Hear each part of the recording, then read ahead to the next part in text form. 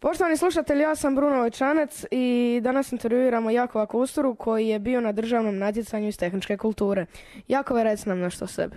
Ja sam Jakov Kustura, učenik sa 7. razreda osnovne škole doktora Franje Tuđmana. Dobro, reci mi, zašto si baš odabrao automatiku, a ne neki drugi odjel, na primjer modelarstvo ili tako nešto? Pa ja sam oduvijek volio programirati, proveo sam jako puno vremena za računalima. Automatika je jedan vrlo važan dio automatike je programiranje i to mi je bilo najzabavniji dio svega.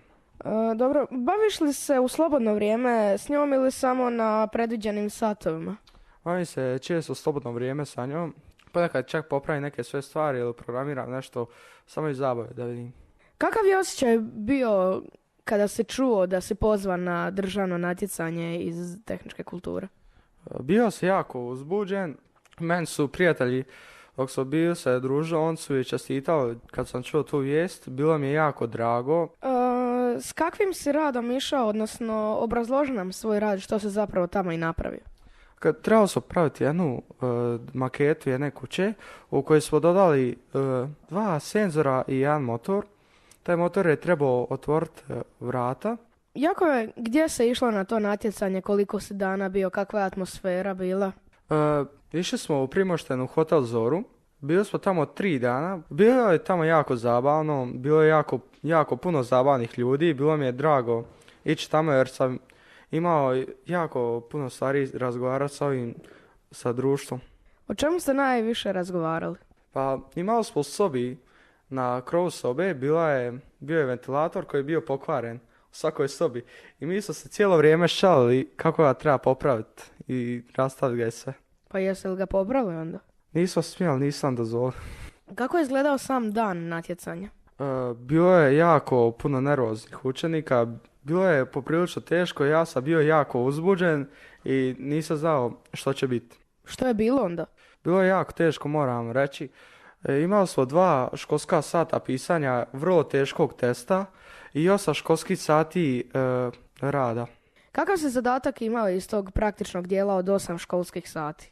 Imali smo sagraditi jednu drvenu maketu kuće u kojoj je bilo više senzora i morali smo i sve programirati, zalepiti na svoje mjesto i bilo je jako teško i nevjerojatno zabavno.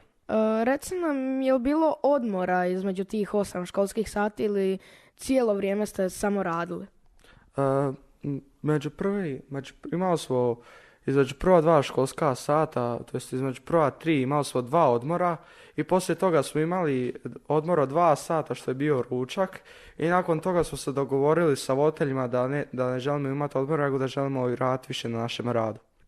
Je li se moglo pomagati na tom natjecanju od strane nastavnika? Kako je bilo zapravo biti zatvoren u toj sobi s toliko puno učenika? Pa prvo nisu bili tako zatvoreni, bilo je jako slobodno, mogli smo šetati, mogli smo ići na WC i sve to ostalo. Pomagali smo jednim drugima jako puno i to je bilo vrlo zabavno. Gdje su bili nastavnici za to vrijeme, je li bilo dopušteno pomagati? Bilo je dopušteno pomagati, a nastavnici su proveli svoje vrijeme tijekom našeg rada razmišljajući kako bi nam mogli pomoći, jer tijekom mojih odmora smo se svi sreli sa svojim mentorom, to jest nastavnikom, i on bi im rekli kako što treba i napraviti. Jesi li osvojio ti kakvu nagradu sa osvojenim 17. mjestom? Pa ja nisam osvojio nikakvu nagradu, ali dogodine očekujem nešto više od ovog postignutog rezultata. Prvo mjesto je osvojilo 10 dana u ljetnoj školi tehničke kulture u Kraljevici, a prva 3 mjesta su osvojila 100% upis u bilo koju tehničku srednju školu. Misliš se natjecati i dalje samo u automatici ili u nekom drugom odjelu? Da, i dalje se mislim natjecati u automatici. Ne mislim baš ići u neki drugi odjel zato što je automatika obuhvaća mnogo više kategorija i sve skupa je jedna vrlo zabavna stvar za rad. Reci mi još, koju bi ti srednju školu htio upisati, u Kninu ili bi možda išao negdje van? Najradije bi išao negdje vjerojatno kod Rijeke, tamo gdje je fina plaža, sve super. A koja škola? Nekakva škola koja ima veze s automatikom ili elektrotehnikom i sa računalima i programiranjem. Znači držiš se tehničkih škola. Dobar dan, ja sam Ana Kovačević i dolazim iz radijske sekcije. Dobar dan. Dobar dan. Možete li nam se predstaviti? Ja sam Natalija Kapović, učiteljica tehničke kulture u osnovnoj školi doktora Franje Tuđmana. Kako se zove natjecanje na koje ste išli? Natjecanje na kojem smo sudjelovali zove se natjecanje mladih tehničara. Jeste li ikada prije išli na to ili možda slično natjecanje? Pa na ovo natjecanje, ovo nam je znači prvi put da sudjelujemo na tome. Išli smo na neka druga koja isto imaju veze s tehničkom kulturom, uglavnom vezano uz promet, ali prvi put sudjelujemo na ovom natjecanju. Koje kategorije postoje i u kojoj ste vi bili?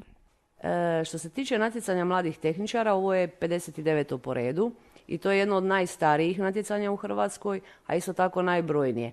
Ove godine, znači, ukupno na školskom, odnosno klupskom natjecanju sudjelovalo je oko preko 7000 učenika, znači osnovnoškolaca, i od njih 7250 otprilike je pozvano na državno natjecanje.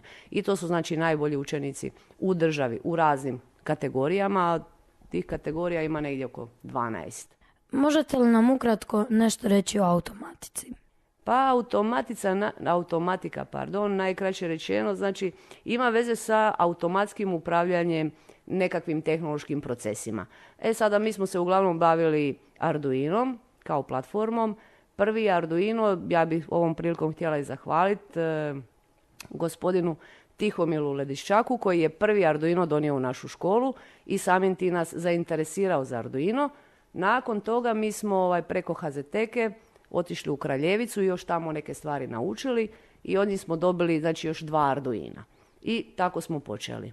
Kakav je uspjeh postignut? Koji smo bili?